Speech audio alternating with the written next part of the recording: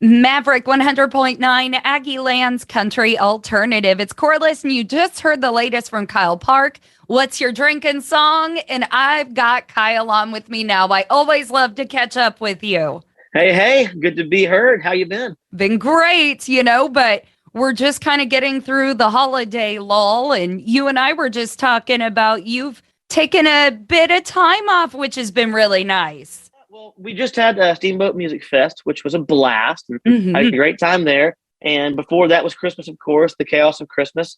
And now I'm gearing up for a new record that's going to come out. I don't know when as far as the dates, but hopefully soon, which that record will have What You're Drinking song on it. It'll also have Rewind and Everyday Kind of Love and some more new music. And again, hope that comes out in the next few months. I also have our side project called the Texas Trio. We're a Western swing band. It's me and some friends, and we're that album comes out in like a month or two. So just trying to finish those things up as well as spend time with the family.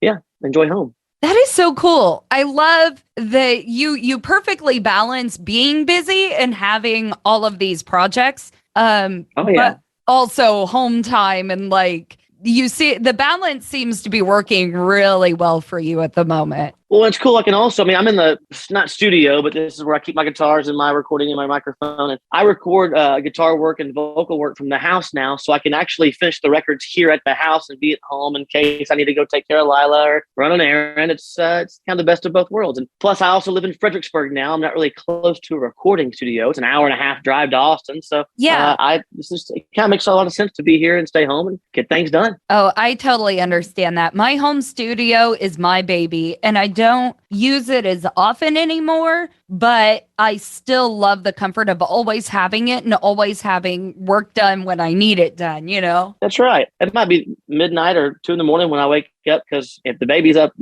somebody's up around here. And then if I feel the muse, just the studio is here to come knock something out if I need to, or again, just in the mornings and interviews like right now, and just, it's somewhere to kind of go and super, things, I suppose. Yeah. Super, super. Well, you and I have kind of talked before. Ever since Brandy walked into your life, these love songs have just been on a whole nother level for you. And I love that. And that's funny. What's Your Drinking song is no exception to that. Like, just when I think maybe you'll switch it up a little bit, you hit me even harder. I don't know how you're pulling it out like that. Oh, of course, that's funny. Well, thank you. And I love this song. This was an easy one. This wasn't my idea, first of all. I wrote this with Michael Farron and my friend Ben McPeak, and it was Ben's idea, actually. And I have to, I don't want to embarrass him. I think it was a Goofy Girly movie that he was watching, that this line was said in the movie, and he wrote it down and came with us. And the song's nothing about the movie. We took a whole new direction, but everyone has like that song they go to when they feel like, pouring a whiskey shot or something. They have that go-to, Merle Haggard song or whatever song it is, For me, usually it's a Merle Haggard song. That's why I said him. But in this song is it's a fun one for sure. And the groove and when we play it full band, it just it hits hard, and I love to play it live. Oh, that's fantastic. For and sure. You're right on the money. It is very relatable. And everybody's got their, I'm typically a music person anyways. I relate everything to music because it consumes my entire life. But, it's also been the most important parts of my life. Like meeting my husband. I was a DJ at his hometown bar. We met over music. We danced to Turn That Crown Upside Down. So if I hear, I hear that song, I think of my now husband. Yeah. And I totally get the wraparound from it. So that's really cool. I always love the story behind the song, but it's funny to hear that actually came from other writers because it sounds so Kyle Park. Well, and you know what's funny? That's a good thing you brought up. In the last 15, 17 years I've been writing songs, or 20 years, there's been songs in the past where I felt like I wrote 95% and then somebody else goes and sings it or wants to be a co-writer and this whatever, right? And you think, well, that's not fair.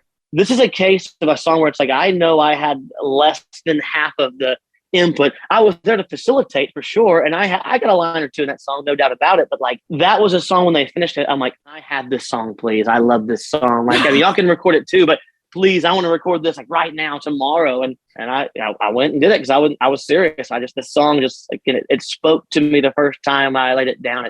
It felt so like a song I'd play forever, and hopefully it is. I can definitely. And it's doing well. Yeah, Fans on the radio have really accepted it. I think it's like one of my fastest rising singles I've ever had. That's crazy. Yeah. What a way to kick off the year. I know, right? Yeah, no kidding. Good point. Like this drinking song. Yeah. I knew it. Yeah. Everybody needs a drinking song. See, that's it. And you can mix funny. the drinking songs with the love songs now. I love that.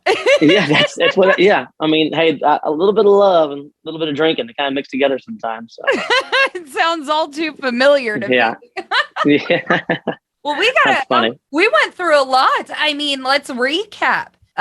New single, obviously. You can get that anywhere. New album is coming. That's very exciting. Yep. The Texas Trio. I do want to touch on that just a little bit more because I don't think you and I have ever discussed that with our listeners here in College Station. I think you're right. The guys that are in that band actually are really prominent musicians themselves. Yeah, so it's me and piano player John Michael Whitby, who's also been my manager for my entire career. He's also been playing B3 piano for George Strait the past 15, 16 years, something like that. Mm-hmm. So, I mean, he's, of course, established. And then fiddle player is Jason Roberts, and he's 2-time Grammy Award winning. I mean, prodigy. He's like the reincarnation of Bob Wills. He's so amazing. Writes, sings, plays guitar, fiddle, mandolin, steel guitar, banjo, drums, bass, whatever you can think of, And we're just, it was a passion project. We were playing for corporate events, birthday parties, and fun stuff. And then we started getting a call to do Steamboat Music Fest. And I think we're going to be doing the Cabo Fest this year with Kevin Fowler and Roger Kreger. Hopefully, I know I'm going. I hope the trio's going as well.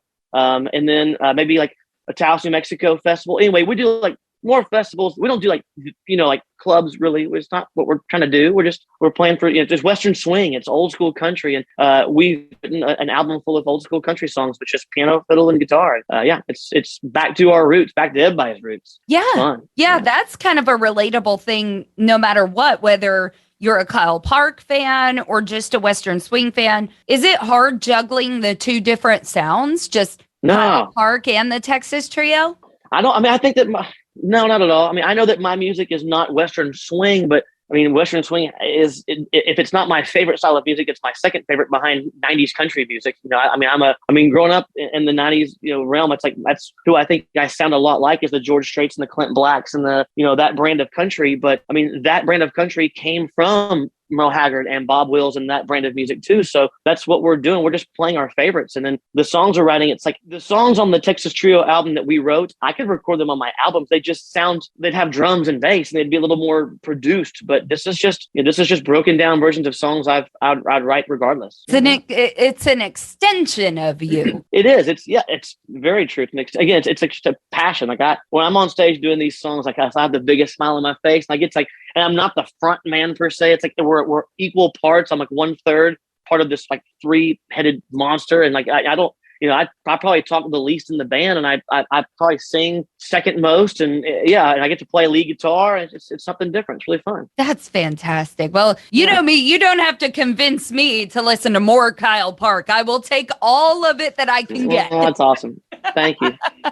Well, I know you'll like it. Yeah, when you hear us. I'm really excited. We were able to catch up and chat, and you delivering all this new stuff in 2022. All I can do to wrap it up is wish you the best of luck. Just sit back and just wait for the good stuff. It's coming. It's coming soon.